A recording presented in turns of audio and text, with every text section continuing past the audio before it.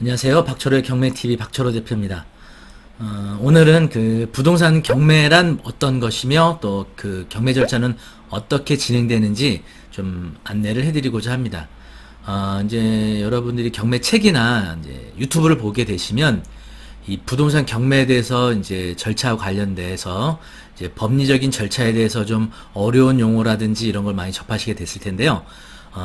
이제 이번 영상을 통해서는 초보자 어느 누구라도 쉽게 이해할 수 있게끔 아주 재미있고 쉽게 설명을 한번 해드리려고 합니다. 일단 이제 경매라고 하면은 대부분 많은 분들이 어려운 거 아닌가 또 위험한 게 아닌가 라는 생각을 하시는 분들이 꽤 많더라고요.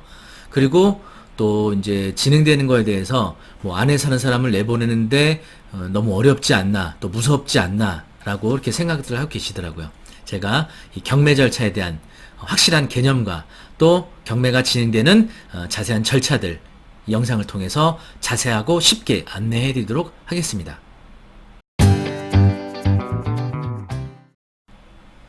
부동산 경매 종류에는요 여러 가지가 있는데 조금 어려운 용어일 수도 있는데 일단 이 얘기를 안 꺼낼 수는 없으니까 먼저 말씀을 먼저 드릴게요. 첫 번째로 임의 경매가 있습니다. 두 번째로 강제 경매가 있습니다. 세 번째로 형식적 경매가 있습니다. 벌써 말이 어렵게 느껴지시나요? 네, 그러면 하나하나씩 알아볼까요? 임의 경매라는 거는 담보권에 의해서 신청되는 경매를 말하는 겁니다. 담보권이라 함은 근저당권, 저당권, 전세권 같은 등기부등본에 설정되는 권리자가 경매를 신청하는 걸 임의 경매라고 하는 겁니다.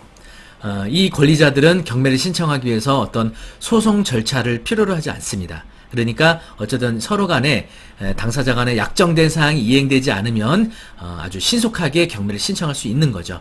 쉽게 우리가 주택담보대출 받으시게 되면 은행에서 우리 집 부동산 등기부등본에 바로 설정하는 게 뭐가 있을까요? 바로 근저당을 설정하죠. 바로 이 근저당을 설정된 상태에서 우리가 약정된 이자를 지급을 이제 수개월 동안 안 하게 되면 이 금융기관에서는 법원을 통해서 경매를 신청하게 되는 거죠. 이것이 바로 임의 경매라고 할 수 있어요. 지금 이제 경매 물건 검색해 보시면은 경매 매물수가 많지가 않습니다. 왜냐하면은 지금 금리가 오랫동안 매우 낮은 금리였기 때문에 그렇고요. 또 여러 가지 뭐 그 외 요인들도 있죠. 뭐 부동산 활성화가 그동안 잘 되어 왔기 때문에도 있고요. 이런 이제 여러 가지 요인인데 특히 이제 금리적인 영향이 큽니다. 그래서 금리가 그동안 너무 저금리가 유지되다 보니까 바로 임의 경매가 나오지 않는 거죠. 다시 말하면 담보대출을 받았는데 이자 납부하는데 너무 힘들고 벅차야 경매가 나오는 건데 대부분의 담보대출 받으신 분들이 물론 지금 가계부채가 상당히 많지만 아직까지는 이 담보대출을 납부하는 데 있어서 큰 부담을 느끼지 않는다라고 볼 수 있죠. 그래서 현재는 임의 경매 매물수가 많지가 않다고 볼 수 있고요. 두 번째로 설명드렸던 강제 경매는요. 이제 법률적 용어로 조금 어려운 용어일 수도 있는데요. 집행력이 있는 집행권원에 의해서 경매를 신청하는 것을 강제 경매라고 합니다. 집행력 있는 집행권원이라 함은 우리가 판결문, 결정문 이런 것들을 말하는 거거든요. 자, 우리가 어떤 판결문을 받기 위해서는 어떻게 해야 될까요? 먼저 민사 소송을 제기해야겠죠.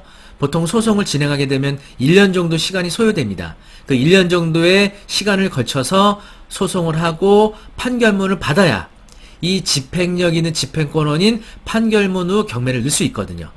우리가 일상생활에서는 언제 이런 경우들이 생기냐면요. 친구에게 돈을 빌려줍니다. 돈을 빌려주고 뭐 이자를 얼마씩 이제 주기로 한다든지 또는 원금은 최종 올해 연말까지 갚기로 한다든지 이거에 관해 서로 약정을 하게 되죠. 뭐 차용증을 보통 이제 주고받게 되죠. 그런데 만약에 빌려간 사람이 이자나 원금을 갚지 않는다면 그 사람 부동산을 경매를 신청해야 되는데 이 차용증으로는 경매를 신청할 수가 없습니다. 왜냐하면 이 차용증은 법원에서 인정하는 집행력이 있는 집행권원이 아니기 때문입니다.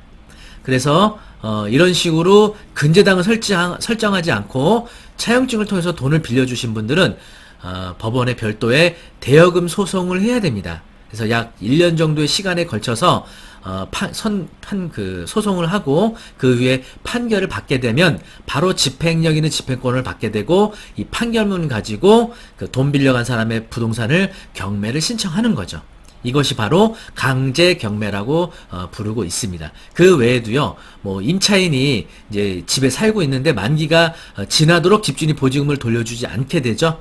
그러면 임차인이 자기가 보증금을 반환받고 나가기 위해서는 뭐 이제 자기가 거주하던 그 이후로 가압류가 많이 들어와서 도저히 다음 세입자가 못 들어온다든지, 또는 집주인이 신상에 문제가 있어서 연락이 안 되다든지, 뭐 이런 일이 생길 수가 있겠죠. 그런 경우에도 임차인이 전세금 반환 소송을 해서 판결문을 받은 후에 이 판결문으로 경매를 신청하게 되는 겁니다.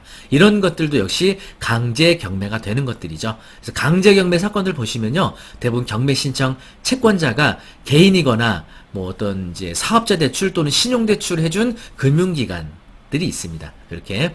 그리고 이제 마지막으로 형식적 경매라는 거는요, 이제 가장 흔한 형태가 두 가지입니다. 공유물 분할을 위한 경매, 공유물 분할 청구에 의한 형식적 경매가 있고요. 또 파산한 사람이 청산 절차를 위한 형식적 경매가 있습니다. 공유물 분할 경매라고 하는 거는 어떤 한 부동산을 여러 사람들이 공동 소유하고 있다가 이거를 매매로 처분하기 위해서는 민법상에서 규정하고 있는 공유자 전원의 동의를 필요로 해서 바로 처분을 해야 되는데, 공유자 중 어느 한 사람이라도 동의하지 않으면 이거를 매매를 통해서 처분할 수 없게 되는 겁니다. 특히 뭐 이제 아버님이나 어머님이 돌아가시면서 자녀들에게 상속된 경우도 이런 일이 종종 생기죠.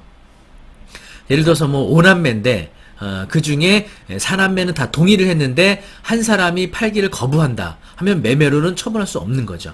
이럴 때도 역시 오남매 중 어느 누구라도 1인이 단독으로 법원에 공유물 분할 청구를 통해서 판결을 받은 후에 이 판결문으로 경매를 신청하는 거죠. 그렇죠? 그래서 그 다른 공유자들은 뭐 거부 의사 표시할 수 없이 바로 일방의 의사 표시로 진행되는 경매 절차라고 할 수 있습니다. 이렇게 경매 절차에는 임의 경매, 그리고 강제 경매, 또 형식적 경매, 이런 경매 절차들이 있다는 것을 알 수가 있습니다. 자, 그러면 경매 절차가 이제 세 가지가 있다는 거 알아보셨고, 자, 그러면 각각의 경매가 처음에 어떻게 시작해서 우리가 언제 낙찰받게 되고 낙찰받은 이후에는 어떤 절차가 진행되는지 다음 영상에서 보도록 하시겠습니다.